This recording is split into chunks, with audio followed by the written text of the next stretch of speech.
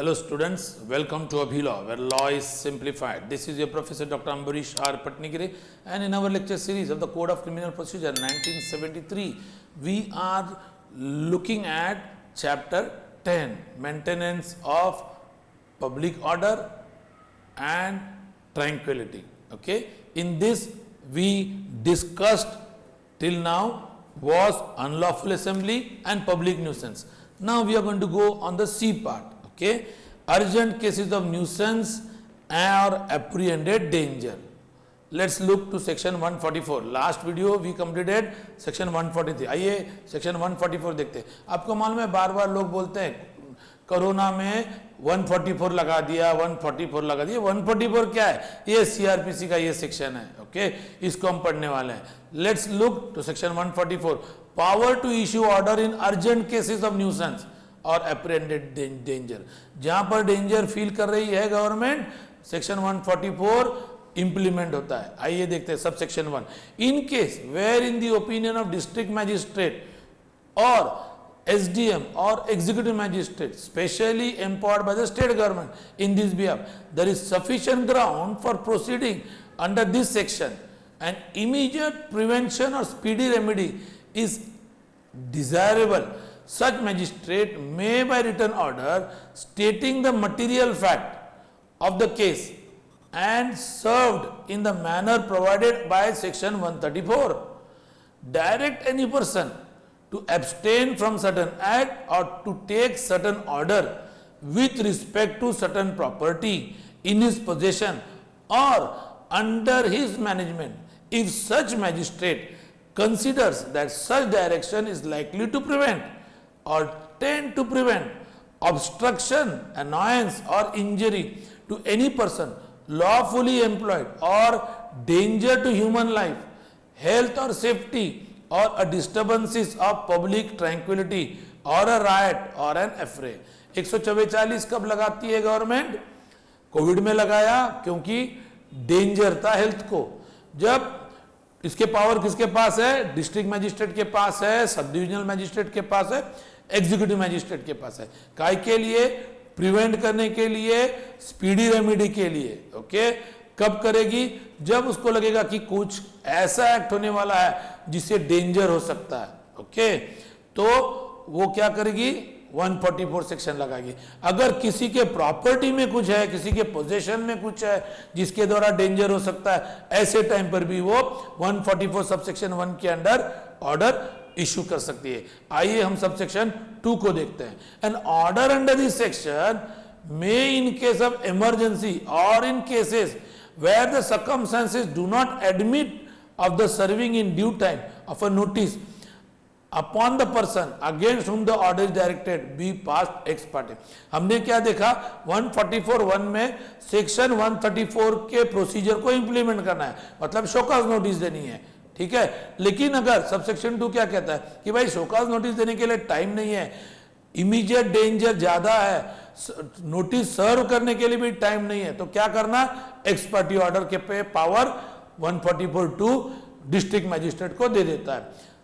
Sub section 3 को देखेंगे. An order under this section may be directed to a particular individual और to person residing in a particular place और area. ये जो order है किसी व्यक्ति को इश्यू की जाएगी जो कई जगह पर रहता है. ओके, और to the public in generally, मतलब ये ऑर्डर इंडिविजुअल इशू की जा सकती है या जनरल पब्लिक के लिए इशू की है. देखो, कोरोना में 5 से ज्यादा लोगों ने मिलना नहीं. ओके, जमाबंदी लागू हो गई, सेक्शन 144 इंप्लीमेंट हुआ. क्यों? ताकि कोरोना स्प्रेड ना हो, ह्यूमन लाइफ को डेंजर ना हो. वो फेटल था, इसके वजह से 144 गवर्नमेंट लगा रही थी. ओके, चौथा क्या लिखा है देखो. No order in this section shall remain in force for more than 2 months. 2 महीने से ज्यादा ये ऑर्डर इंप्लीमेंट नहीं हो सकती. आप तो बोलेंगे भाई लॉकडाउन में तो इतने दिन से लॉकडाउन चल रहा है और इतने दिन से जमाबंदी 144 लगाई थी बंबई में, जो क्राउडेड प्लेसेस है सब जगह पे, तब इसके लिए कंडीशन दिया गया. अगर 2 महीने से ज्यादा चाहिए तो कौन सी कंडीशन है? Provided that if the state government consider it necessary so to do for preventing danger to human health, life, health or safety or preventing a riot or any affray, it may by notification direct that an order made by the magistrate under this section shall remain in force for such period not exceeding 6 months from the date on which the order by the magistrate would have, but for such order expired as it may specify in the said notification. आपको मालूम है article 370 हटा दिया, कश्मीर में बहुत देर तक government ने 144 लगा कर रखा था, क्यों? क्योंकि सीआरपीसी एग्जिस्टेंस में आ गई। ओके, 370 आर्टिकल हटाने के बाद कश्मीर का स्पेशल स्टेटस निकल गया, सारे इंडिया के आग कश्मीर में लग गए, और इसीलिए ताकि राइट ना हो, तकलीफ ना हो, नॉमिनल लाइफ को लाने के लिए बहुत देर तक गवर्नमेंट ने 144 लगा कर रखा था कश्मीर में। ओके, आइए हम सबसेक्शन 5 को देखते हैं। Any magistrate may either on his own motion और on the application of any person aggrieved rescind और alter any order made under this section. अगर ये किसी ने इसके खिलाफ अपील की तो हो सकता है कि उसमें कुछ चेंजेस लाया जा सके या उसको कंफर्म किया जा सके।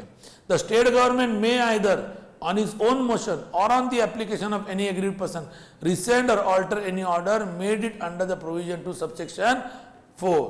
आइए हम subsection 7 को देखते हैं। Where an application under subsection 5 or subsection 6 is received, मतलब किसी ने अपील की ऑर्डर के खिलाफ, तकलीफ हो रही भाई हमको, ठीक है, the magistrate of the state government as the case may be shall afford to the applicant an early opportunity of appearing before him। मतलब रुकने का नहीं, ताबड़तोब उसको शोकात नोटिस देने का, उसको बोलने का भाई तेरा जो कहना है इधर आके कह, मतलब जो एप्लीकेशन उसने किया है उसकी हियरिंग लेने का, और इधर एप्लीकेशन को रिजेक्ट करने का या उसको अलाउ करने का। अगर अलाउ किया तो रिकॉर्ड करो रीजन, रिजेक्ट किया तभी भी रिकॉर्ड करो रीजन, याद रखना है। Okay, order under section 144, okay, writ jurisdiction on violation of fundamental right. Fundamental right का वायलेशन करके Ghulam Abbas versus state of Uttar Pradesh AIR, ये एक इंपॉर्टेंट जजमेंट है सेक्शन 144 के लिए। Okay, as far as possible customary right of a community should not be disturb. Section 144A, power to prohibit carrying arms in procession और mass drill और मास training with arms. ये जो procession होते हैं ना बड़े बड़े, इसमें किसी ने हथियार लेके नहीं जाना, इसका जो ऑर्डर है वो सेक्शन 144A किसके पास पावर है? डिस्ट्रिक्ट मैजिस्ट्रेट के पास। The district magistrate may whenever he considers it necessary to do for prevention of public peace और public safety is for maintenance of public order by public notice और by order prohibit in any area within the local limits of his jurisdiction the carrying of arms in any procession। मतलब क्या हो गया, कोई भी procession है, अगर किसी ने कोई हथियार ली, उसके लोकल ज्यूरिडिक्शन में पब्लिक पीस डिस्टर्ब नहीं होना चाहिए, कुछ प्रॉब्लम नहीं होना चाहिए, इसलिए कोई भी प्रोसेशन में आर्म्स लेके जाना नहीं, ऐसे वो सेक्शन 144A सबसेक्शन 1 के अंडर ऑर्डर दे देगा। पब्लिक नोटिस इशूड और any order made under this section may be directed to a particular person. व्यक्ति को देना है या कोई कम्युनिटी के आदमी को देना है या पार्टी को देना है या ऑर्गेनाइजेशन, पब्लिक एट लार्ज नहीं दे सकते, ये जो है सबसेक्शन 2 में। Okay, subsection 3, no public notice issued और an order made under this section shall remain in force for more than 3 months from the date. Okay, इसकी कितनी लाइफ है? 3 महीने की लाइफ है इस ऑर्डर की। The state government, subsection 4, state government may, if it considers necessary to do for prevention of public peace or public safety, okay, ज्यादा से ज्यादा 6 months तक इसको एक्सीड कर सकती है, उसके आगे एक्सीड नहीं कर सकती। Subsection 5, the state government may subject to such control and direction as it may deem fit to impose by general और special order delegates power under subsection 4 to the district magistrate. मतलब जो 6 महीने का जो power है जो government के पास है, उसका डेलीगेशन सबसेक्शन 5 कहता है कलेक्टर को दिया जा सकता है। आम का मतलब क्या? जो सेक्शन 153AA में इंडियन पिनल कोड में जो आर्म्स का मतलब है, एक्सप्लेनेशन है, वही एक्सप्लेनेशन यहां पर दिया गया है।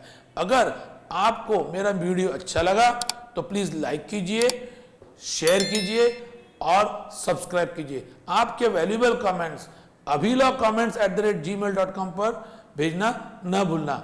आपका सब्सक्रिप्शन हमारा मोटिवेशन। Thank you.